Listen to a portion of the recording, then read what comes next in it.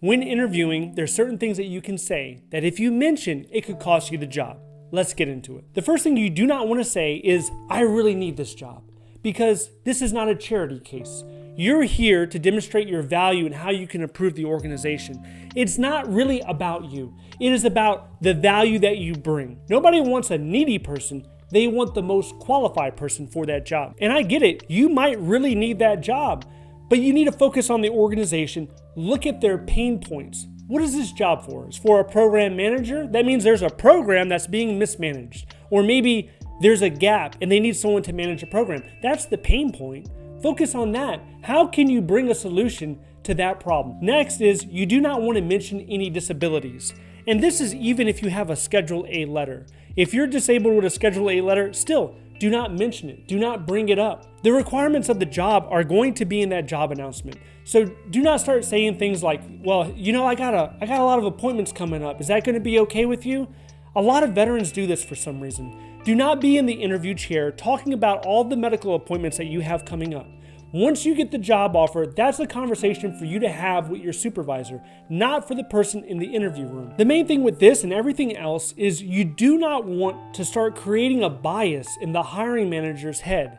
And some people are aware of what they're biased against. Other people, it's in their subconscious. So you can start mentioning things like, hey, I have 2 appointments a week and this is going to take me out. And they're going to start in the back of their head is like, well, this guy's not really going to be doing anything with the team. This guy's not really going to be focused on the mission. So it can work against you. Next thing is step negotiation. Do not mention step negotiation. That's very presumptuous of you because you do not have the job offer yet. That conversation is for after you receive the tentative job offer. It's not for you to talk about while you're being interviewed. And in the back of your mind, you could be saying, hey, I can't take this job unless I get a step 5 because I'm taking a salary, reduction. But if you mention that there, it's the wrong place for it. It's one of the ways you can make sure that you will not get a job offer. Now, when you get the job offer, that's when you can reply to the email with your memo attached, showing why you're superiorly qualified, showing your last earnings statement, and then they can work with you from that point. The next thing is discussing telework or remote work. Listen, on the job announcement, it'll say if it's telework eligible. It'll say if it's 100% remote work or not. Now, even if it doesn't say it there, there's a strong possibility, depending on what your job position is, you might be able to get telework on the back end. Once you're hired, you go through your probation period, you're probably going to end up with an option, especially if your work is heavily administrative, you could get telework. But you do not want to mention it in the interview. It's going to give them a bad impression. It's going to give them the impression of somebody who doesn't want to be in the office, and a lot of hiring managers equate that to somebody who doesn't want to do work. You do not want that type of stereotype being casted in your direction, so don't mention it. There are many hiring managers that have a negative connotation of teleworking. You just have to understand that. Now, if this is a make or break for you and you're willing to walk away from the job, then yeah, by all means, mention it. But just be prepared to not get a job offer. The next thing is your ambition. You have to have your ambition in check a little bit because one of the most common questions is, where do you see yourself in the next 3 to 5 years? And if you tell them you see yourself in another position, say, I can see myself getting into management, well, that position doesn't manage anything. So you're telling them, I'm not going to be in this position longer than 2 or 3 years. People don't like that. People want somebody that's going to stay and grow and develop with the team. If they see you're a risk of leaving because you're too ambitious, it's going to work against you. There are actually people that say, well, I want to go ahead and finish up my years so that I can get a pension. I'm trying to increase my pension, so I'm only going to be here for 3 more years. That person doesn't get the job offer. Do you understand that? When you reveal too much, that can cost you the job offer. Next is your age. Now, I'm asked the question, does ageism exist in the government? Ageism exists everywhere. So in the government, I do not think it's as prevalent as in the private sector because the average age of a federal government employee is higher than that of the private sector. But still, if you mention your age, that can work against you.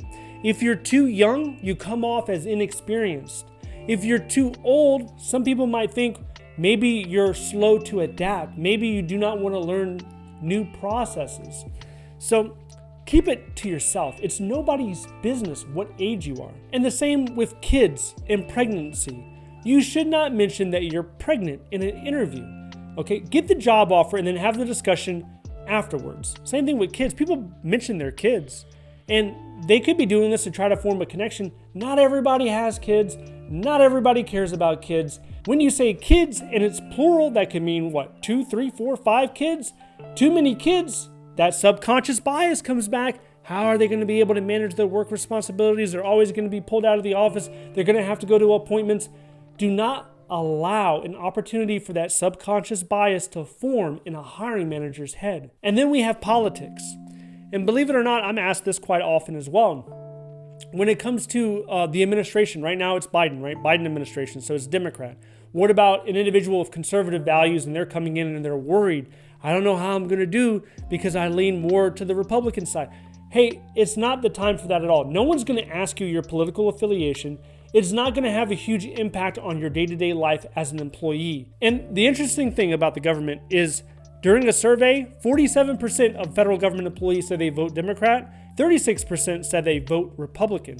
So there's no telling what ideology is going to be in front of you when you're interviewing.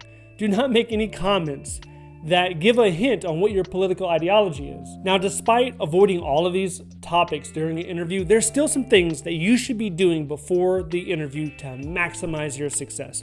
And if you want to know, I put a short list together that'll help you get prepared for a government interview. You can find out about it if you watch this video next. If you would like to see more videos like this, please click like and subscribe. Thank you so much for watching. I'll see you in the next one.